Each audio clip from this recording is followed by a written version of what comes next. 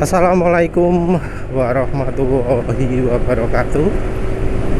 Kali ini penulis ingin bahas soal bagaimana caranya kita tahu saatnya berhenti berdebat. Jadi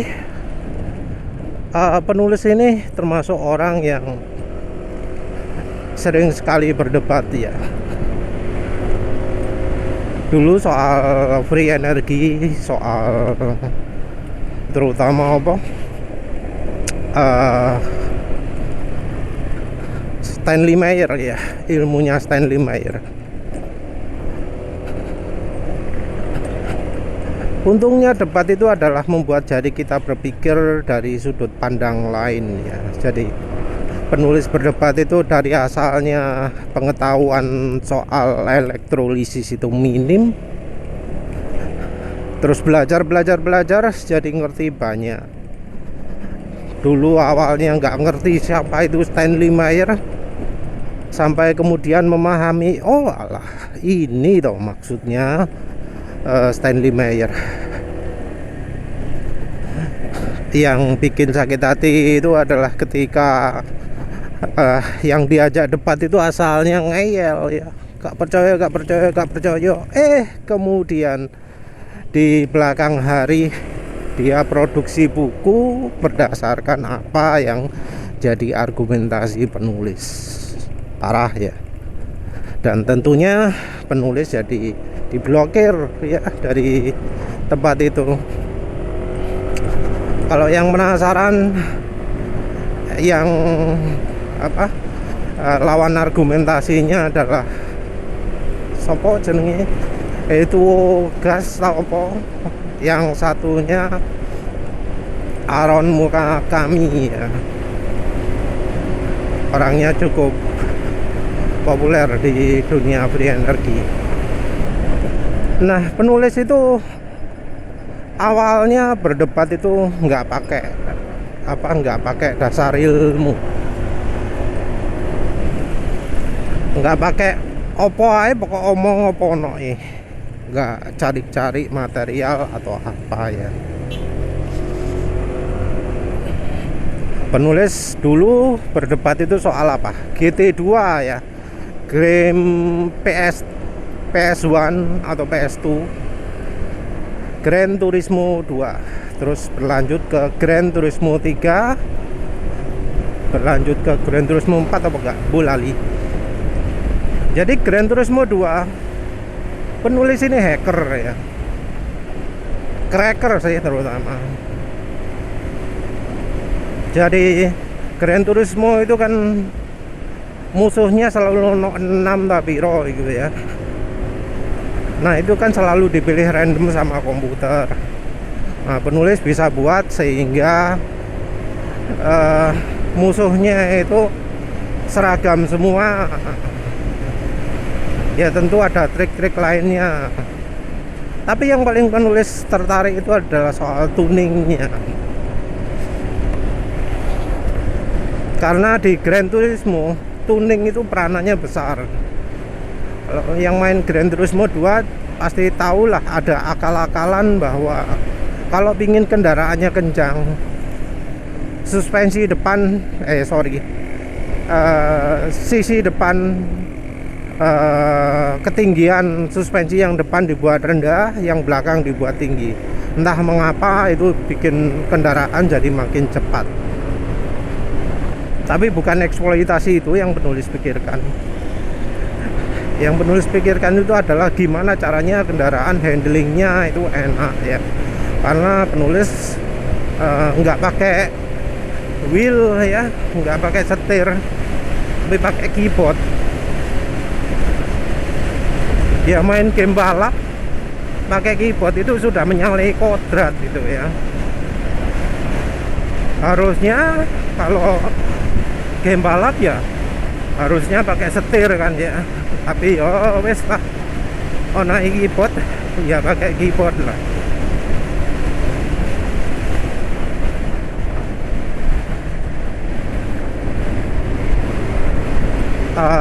Ini saya tadi jalan bisa 113, kaget juga ya, karena ini penulis pakai silek kecil ya di saluran udara masuk ke menuju filter.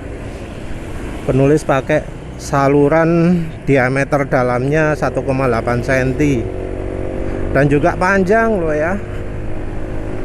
Penulis pakai 22 cm gitu. Nah, di Gran Turismo ini penulis menemukan hal-hal yang aneh ya. Di Gran Turismo ada beberapa hal yang sesuai dengan pakem, yaitu spring rate makin kecil angkanya ya makin empuk. Toe in, toe out ya bikin kalau toe in bannya itu makin seperti huruf A kalau dilihat dari atas belakang. Jadi kalau dilihat dari sisi pengemudi ini jadi mengerucut makin sempit. Toe out jadi membuka. Soal stabilizer juga sesuai. Jadi kalau stabilizernya angkanya 0, yang kiri dan kanan jadi independen. Kalau stabilizernya 10 jadi apa jenenge? Makin tidak independen kiri dan kanan, gerakannya jadi makin ke nyambung gitu ya. Nah, yang aneh itu adalah dampernya, suspension damping. Jadi suspension dampingnya itu kebalikan ternyata. Angka 10 itu dampingnya shock breaker makin kuat. Jadi pergerakan suspensi makin cepat sekali ke redam, makin cepat ke rem. Penulis tahu karena penulis bisa kasih angka tinggi di damping itu. Penulis kasih angka 0, bisa kasih angka 128, sementara angka normalnya itu antara 1 sampai 10 ya. Maksimalnya ternyata kalau nggak salah 255 ya. Nah, ternyata shock breaker kalau dikasih angka 0 itu hambatan shock breakernya malah makin besar. Kendaraan makin cepat peredamannya kalau dikasih 0. Sementara kalau dikasih 255 kendaraan bisa ngayun nggak berhenti-berhenti. Penulis pernah kasih contoh, cuma dulu ya susah ya ngasih upload video. Masih upload gambar aja susah pakai image hug. Sekarang ya juga wis gak berlaku lagi image hug. Tapi hasilnya adalah suspensi suspensi mobilnya itu jadi liar ketika dibuat angka suspensi ini tinggi. Ngayun nggak karu-karuan ya. Nah, yang bikin menarik itu adalah karena GT2 walau game termasuk lama ya, itu termasuk cukup real dibanding game-game yang lain ya. Jadi grip ban itu independen ya. Jadi masing-masing ban punya grip sendiri-sendiri. Handlingnya bisa dibilang sudah mendekati realistis lah. Jauh banget dari misalnya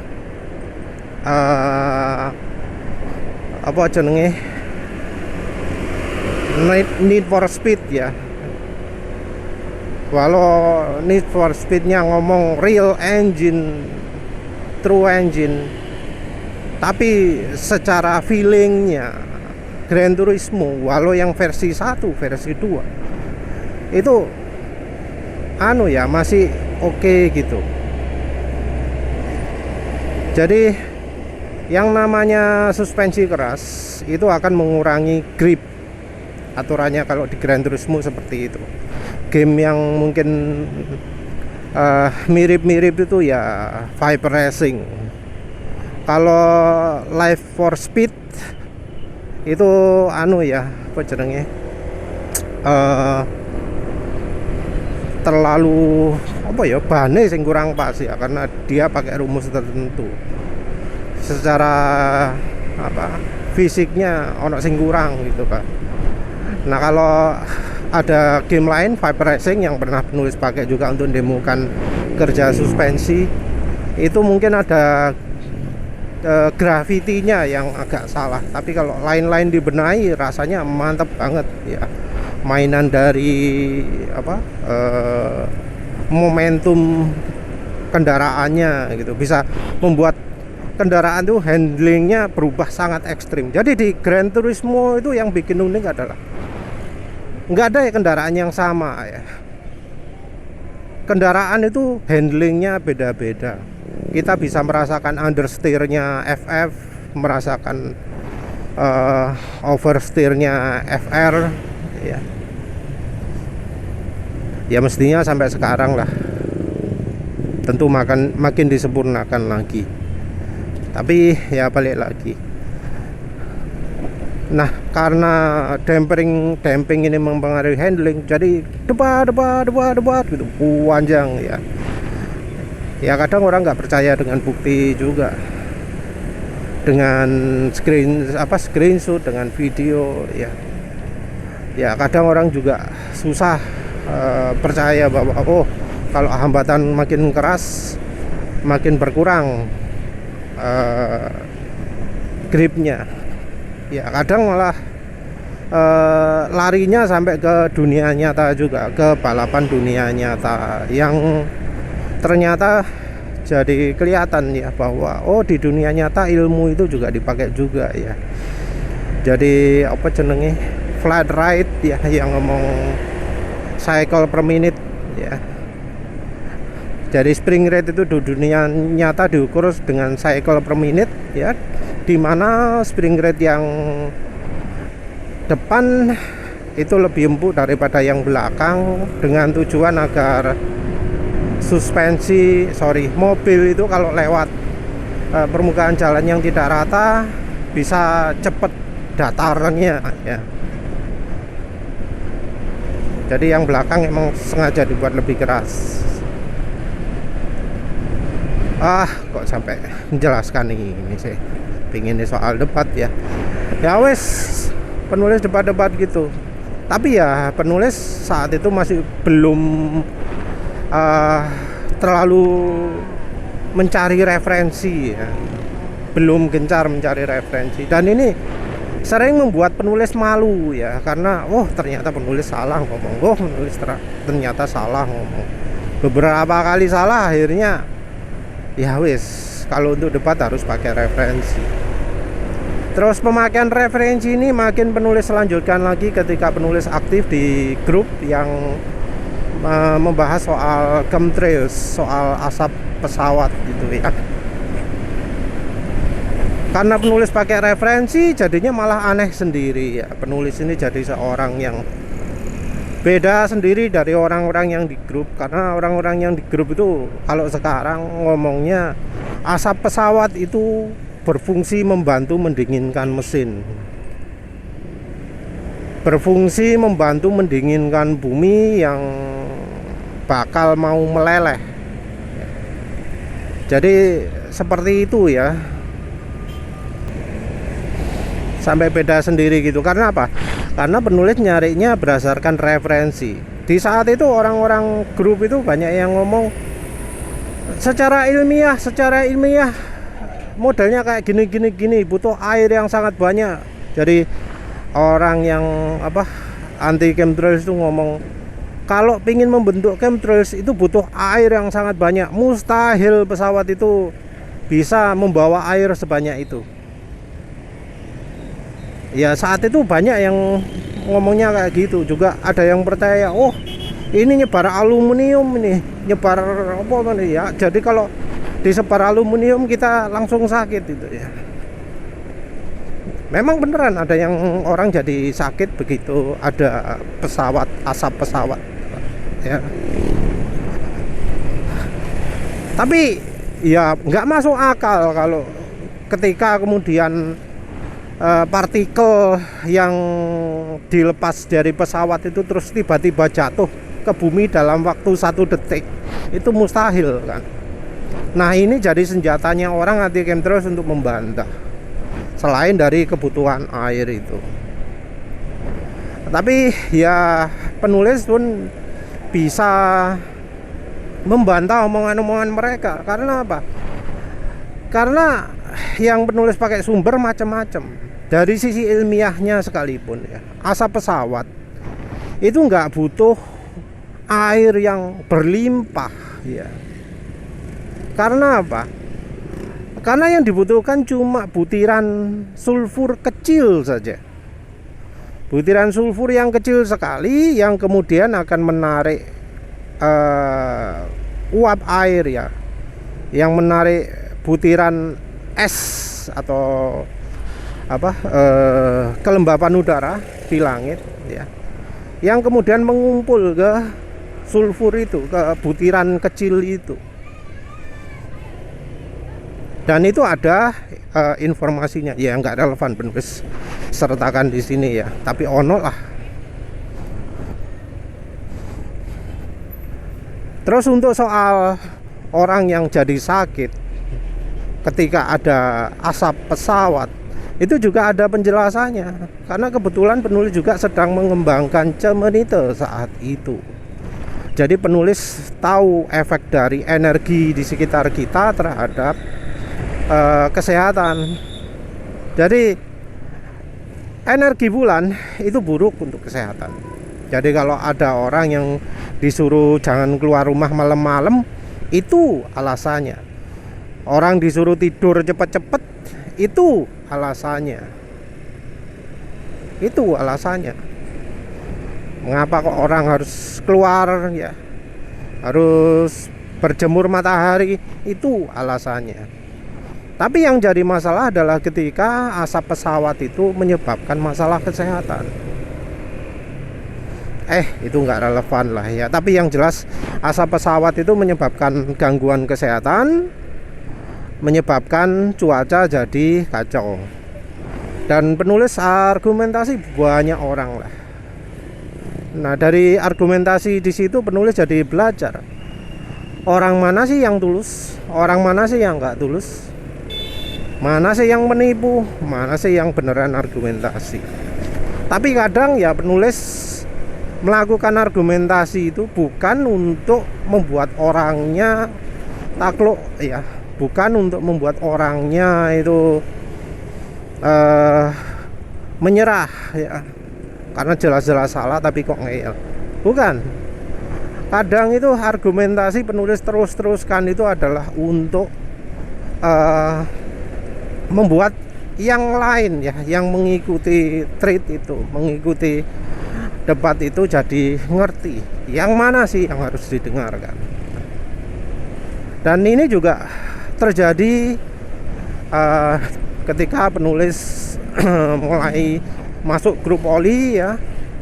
Setelah belajar sendiri, wah ilmunya kok ado banget daripada ilmu barat ya, daripada ilmu yang ada di literasi, kok beda jauh ya. Terus akhirnya membentuk aliran sendiri ya, sampai kemudian nyoba minyak goreng, makin dibenci ya, macam-macam lah. Tapi yang terutama debat dari asap pesawat itu yang membuat penulis tahu bahwa begini. Jadi orang itu ada yang tulus, ada yang enggak. Ada orang yang memang niatnya ngaco, ada orang yang memang dari awalnya tujuannya tujuan buruk. Nah kalau dari tujuan buruk ini ya, ngapain diladeni? Kecuali kalau ya orang sudah pada tahu ya, sudah paham betul ya.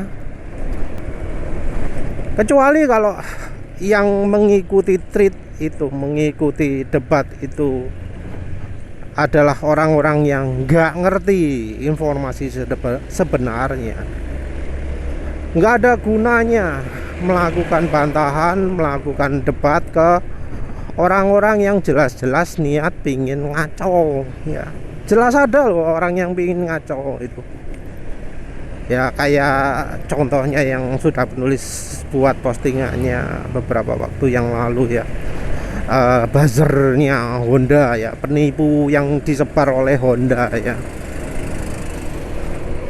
Jadi masa yang ngomong motorku gak apa-apa, aman gitu ya, gak ono karate macem-macem, motor tahun 2020, mau motor tahun 2021, ada rangka esap kok ngomong gak ono karate, itu mustahil itu, jelas ada apa-apa. Tapi kan soal ini orang udah pada tahu ya, jadi ya nggak usah lah di debat. Perlu di debat itu kalau ilmunya itu nyerempet bener tapi salahnya total ya. Dan ini membuat penulis jadi harus berargumentasi, karena ya kalau nggak gitu banyak orang tertipu. Jadi yang paling ngeri itu adalah ketika ada orang yang mengkombinasikan fakta dan kebohongan. Dia menggunakan dasar-dasar yang fakta untuk menjelaskan suatu kebohongan. Itu yang paling ngeri ya. Dan orang jadi banyak yang ketipu soal itu. Nah, kalau sudah seperti itu dan kita tahu apa faktanya dan jelas ada sumber referensi atau apa, bukan hanya sekedar asumsi kita, tapi ada orang lain yang bahkan meneliti, memberikan bukti, baiknya sih terusan di debat. Contoh-contohnya orang yang menipu seperti itu ya kadang memang susah dibedakan antara orang yang benar-benar nggak tahu, orang yang sudah tercuci otak gitu ya. Kadang susah dibedakan. Tapi biasanya ada ciri ya. Orang-orang yang tulus, orang-orang yang kecuci otak, orang-orang yang ketipu dengan ilmu-ilmu yang salah, itu kalau salah pasti mengakui. Kalau salah pasti akan, oh iya salah.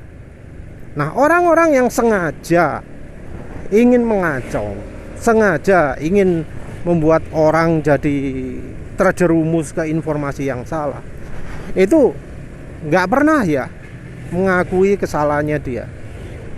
Dia pasti akan cari topik lain, nggak membahas apa yang dia salah.